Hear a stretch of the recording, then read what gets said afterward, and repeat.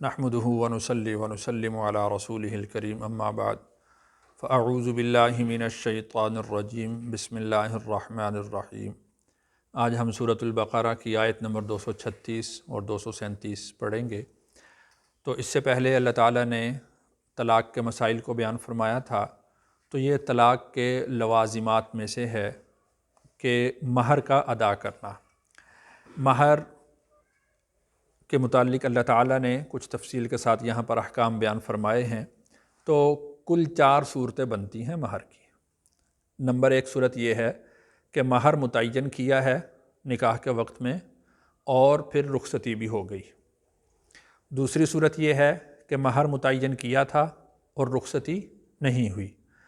تیسری صورت یہ ہے کہ مہر متعین نہیں کیا تھا اور رخصتی ہو گئی۔ اور چوتھی صورت یہ ہے کہ مہر بھی متعین نہیں کیا تھا اور رخصتی بھی نہیں ہوئی تھی۔ تو ان میں سے 2 کے احکام ان 2 آیات کے اندر ہیں۔ باقی 2 کے احکام میں سے ایک حکم سورۃ نساء میں ہے اور ایک حکم کو اللہ تعالیٰ نے دستور کے مطابق رکھا ہے۔ پہلی صورت یہ ہے کہ مہر متعین کیا اور رخصتی ہو گئی تو سارا مہر ادا کرنا ہے۔ دوسری صورت یہ ہے کہ مہر متعین کیا اور رخصتی نہیں ہوئی تو پھر جو مہر متعین کیا تھا اس کا آدھا دینا ہوگا۔ تیسری صورت یہ ہے کہ مہر متعین نہیں کیا اور رخصتی ہو گئی تو اس صورت میں مہر مثل ادا کرنا ہوگا۔ مہر مثل کا مطلب یہ ہے کہ اس خاندان کے اندر جو رواج ہوگا اس رواج کے مطابق، یعنی اس خاندان میں جو بچی کا نکاح ہو رہا ہے اس کی چچا زاد بہنیں ہیں، خالہ زاد بہنیں ہیں، پھپھو زاد بہنیں ہیں، تو ان کا جو مہر متعین کیا گیا ہوگا تو وہ مہر مثلی کہلائے گا، وہی ادا کرنا ہوگا۔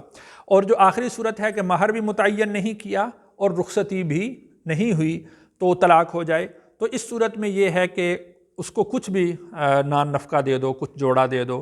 تو علماء نے یہ جو کچھ ہے اس کی تعیین یہ کی ہے کہ کم از کم وہ مہر کے عوض ہونا چاہیے، تاکہ اس کی جو دل آزاری ہوئی ہے، اس پر جو عیب ایک لگا ہے، تو اس عیب کی کچھ اس کا ازالہ ہو جائے، تو تقریباً مہر کے برابر ہو جانا چاہیے۔ ورنہ اللہ تعالیٰ نے تو ارشاد فرمایا ہے کہ جو مالدار ہے وہ اپنی مالداری کے مطابق دے گا اور جو تنگ دست ہے وہ اپنی تنگ دستی کے مطابق ادا کر دے گا۔ تو کم از کم اس کا جو معیار بنانا چاہیے وہ یہ ہے کہ کچھ کھانے کے پیسے اور کچھ 1-2 جوڑے جس طرح موسم کے مطابق ہوں وہ اس کو ادا کر دے۔ ترجمہ دیکھتے ہیں۔ لا جناح علیکم، لا جناح نہیں ہے کوئی گناہ، علیکم تم پر، ان اگر طلقتم تم طلاق دو، النساء عورتوں کو، ما لم تمسوہن جب تک تم نے ان کو چھوا نہیں،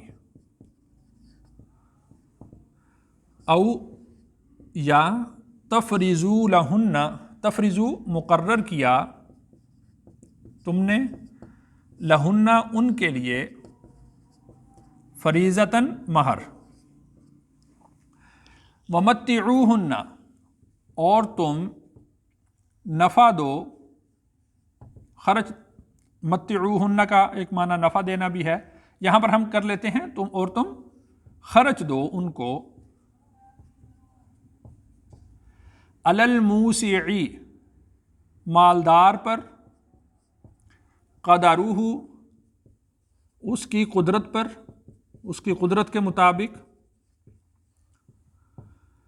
واو کا مطلب اور، علی المقتر تنگ دست پر، قدرہ اس کی قدرت کے مطابق، متاعا بالمعروف خرچ دینا ہے دستور کے مطابق، حقاً لازم ہے، علی پر، المحسنین نیکوکار۔ تو یہاں پر وہ مسئلہ بیان ہوا کہ ان طلقتم النساء ما لم تمسوہن، تم طلاق دے دو ما لم تمسوہن، جن کی رخصتی نہیں ہوئی، جن کو تم نے چھوا تک نہیں، او تفریضوا لہن فریضہ، یا تم نے ان کا مہر متعین کر دیا ہو، یعنی رخصتی نہیں ہوئی لیکن مہر ان کا متعین ہو گیا ہے۔ تو ومتعوہن علی الموسع قدرہ علی المقتر قدرہ متاعا بالمعروف، تو ان کو خرچ دینا ہے دستور کے مطابق۔ اور اللہ تعالیٰ نے اس کو جو بیان کیا گیا، علماء نے لکھا ہے کہ یہ واجب ہے، اس لیے کہ جو علا کا لفظ ہے اور پھر یہ حقاً کا لفظ ہے، تو اس سے یہ بات معلوم ہوتی ہے کہ یہ مہر کا دینا یہ واجب ہے۔ وَإِن طَلَّقْتُمُوهُنَّ، اور اگر تم طلاق دو ان کو، من قبل، اس سے پہلے، ان کے، تمسوہن، تم ان کو چھوؤ،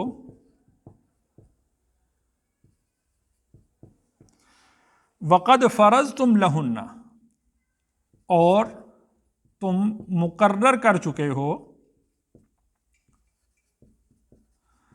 ان کے لیے فریضتاً مہر، فنصف، تو آدھا، ما فرضتم، جو تم نے مقرر کیا، الا، مگر، ان یعفون، کہ وہ معاف کر دیں۔ یہ خواتین کے لیے یہ مؤنث کا صیغہ ہے، تو ہم اس کا ترجمہ کریں گے کہ وہ خواتین معاف کر دیں، وہ عورتیں معاف کر دیں۔ او، یا یعفو الذی، معاف کر دے وہ شخص، وہ مرد، الذی، جس کے، بیدہ، اس کے ہاتھ میں، عقدۃ النکاح، نکاح کا عقد، یعنی وہ شخص کہ جس کے ہاتھ میں ہے نکاح کا عقد، یعنی شوہر، یا خواتین معاف کر دیں یا شوہر معاف کر دیں۔ وَأَن تَعْفُوا، اور یہ کہ تم معاف کرو، اقرب للتقوی، زیادہ قریب ہے تقوی کے۔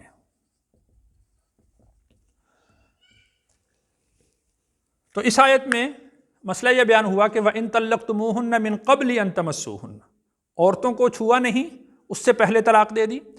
وَقَدْ فَرَضْتُمْ لَهُنَّ فَرِيضَةً، اور اس کے لیے تم نے مہر مقرر کر دیا ہے، یعنی چھوا نہیں ہے، رخصتی نہیں ہوئی لیکن مہر مقرر ہوا تھا، تو اس صورت میں نصف مہر جو مقرر ہوا تھا وہ ادا کرنا ہوگا۔ تو اس کو اللہ نے فرمایا فَنِصْفُ مَا فَرَضْتُمْ، اس کا آدھا ادا کرنا ہے جو تم نے مقرر کیا تھا۔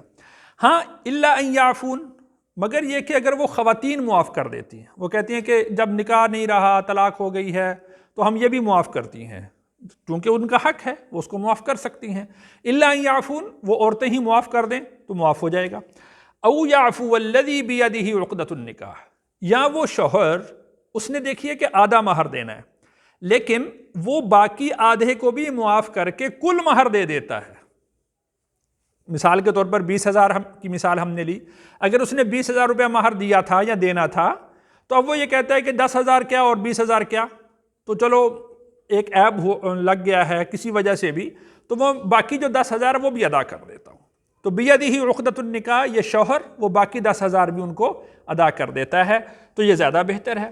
وَأَن تَعْفُوا، اور اگر تم معاف کر دو، اقرب للتقوی، تو یہ تقوی کے زیادہ قریب ہے۔ تو یہاں پر جو تعفو کا صیغہ ہے یہ مرد کے لیے استعمال کیا گیا ہے، یعنی خواتین کی طرف سے تو معاف ہو سکتا ہے، وہ کریں یا نہ کریں، لیکن مردوں کو ترغیب دی گئی ہے، اگرچہ حکم وہی ہے کہ نصف مہر ادا کرنا یہ تو واجب ہے، لیکن ترغیب یہ دی گئی ہے کہ اگر تم باقی آدھے کا بھی معاف کر دو، باقی آدھا بھی تم دے دو، تو اقرب للتقوی، تو یہ زیادہ تقوی کے قریب ہے۔ یعنی بالفرض اگر نکاح ہوا تھا اور مہر مقرر ہو گیا تھا 20,000 روپیہ، اور مہر ادا کر دیا اور رخصتی سے پہلے طلاق ہو گئی، تو اصل شریعت کے مطابق کیا ہے، نصف مہر اس کے پاس رہے گا، نصف واپس آنا چاہیے۔ لیکن اگر تم اس کے پاس نصف چھوڑ دیتے ہو کہ کوئی بات نہیں، جو مہر دے دیا بس وہ دے دیا، تو اقرب للتقوی، یہ تقوی کے زیادہ قریب ہے۔ وَلَا تَنْسَبُوا الْفَضْلَ، اور نہ بھولو الفضلہ بزرگی کو یا برتری کو بینکم آپس میں، یعنی ہر ایک کی طرف سے یہ ہونا چاہیے کہ میری طرف سے دوسرے کا حصہ زیادہ چلا جائے۔ خواتین کے لیے بھی یہی حکم ہے، ان کو بھی ترغیب دے دی کہ اگر تم معاف کر دو تو تمہارے لیے یہ بہتر ہے، تمہارے حق میں یہ بہتر ہے کہ تم بھی معاف کر دو، اور مردوں کے لیے بھی یہی حکم دے دیا کہ تم دے دو۔ تو جو آپس میں ایک دوسرے کے ساتھ معاشرت کا حسن ہے وہ باقی رہنا چاہیے۔ تو وَلَا تَنْسَوُا الْفَضْلَ بَيْنَكُمْ، آپس میں یہ جو لین دین کی اچھائی ہے، یہ جو برتری ہے، اس کو تم کسی صورت میں بھی نہ بھولو۔ اس لیے کہ جب طلاق ہوتی ہے تو معاملات خراب ہوتے ہیں، لڑائی جھگڑے اور فسادات تک بات نوبت پہنچتی ہے، تو اس میں بھی شریعت کے احکام کو پامال نہیں کرنا چاہیے۔ تو اس لیے اللہ تعالیٰ نے ارشاد فرمایا کہ وَلَا تَنْسَوُا الْفَضْلَ بَيْنَكُمْ إِنَّ اللَّهَ، بے شک اللہ، بِمَا تَعْمَلُونَ، جو کام تم کرتے ہو، بصیر، دیکھتے ہیں۔ یعنی اللہ تعالیٰ نے تو یہ احکام نازل فرما دیے، تم تک احکام اللہ کے پہنچ گئے، اب اللہ تعالیٰ ان کی نگرانی بھی کرتے ہیں، ان کو دیکھتے بھی ہیں کہ میرے احکام کی کون پاسداری کرتا ہے اور میرے احکام کی کون پاسداری نہیں کرتا۔ اس میں کچھ اضافی مسائل سمجھ لیں۔ مثال کے طور پر آج کل جب جیسے پہلے چلتا تھا وہ 32 روپے حق مہر چل رہا ہے، بس وہ 32 روپے ہی چلتا رہا، تو 32 روپے حق مہر یہ حق مہر نہیں ہے۔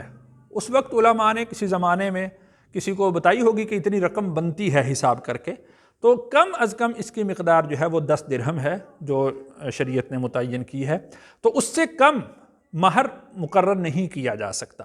تو آج کے حساب سے اس کو دیکھ لینا چاہیے کہ اس کی مقدار کتنی بنتی ہے۔ بھی لوگ جو ہیں وہ 5000 پہ پکے ہوئے ہیں کہ بس 5000 مہر دے دیا، 5000 لکھوا دیں جی، 5000 لکھوا دیں، تو 5000 اس کا مہر متعین نہیں ہے، بلکہ چاندی کی قیمت معلوم کر کے تو اس کے مطابق جو ہے وہ مہر متعین کرنا چاہیے، اور یہ کم از کم مقدار ہے۔ اور دوسرا مسئلہ یہ سمجھ لیں کہ اگر بالفرض نکاح ہوا اور اس وقت میں مہر ذکر نہیں ہوا یا مہر متعین نہیں کیا گیا، تو پھر بھی مہر مثلی ملے گا، اور مہر مثلی سے مراد یہ ہے کہ اس خاندان کی خواتین، اس خاندان کی بچیوں کا جو اس وقت میں قریب کے وقت میں جو نکاح ہوئے ہوں، تو جو مہر مقرر کیا گیا ہے تو وہ ان کا مہر مثلی ہے، وہ ان کو ادا کیا جائے گا۔ اللہ تعالیٰ سے دعا ہے اللہ تعالیٰ مجھے اور آپ کو احکام شریعت پر عمل کرنے کی توفیق عطا فرمائے۔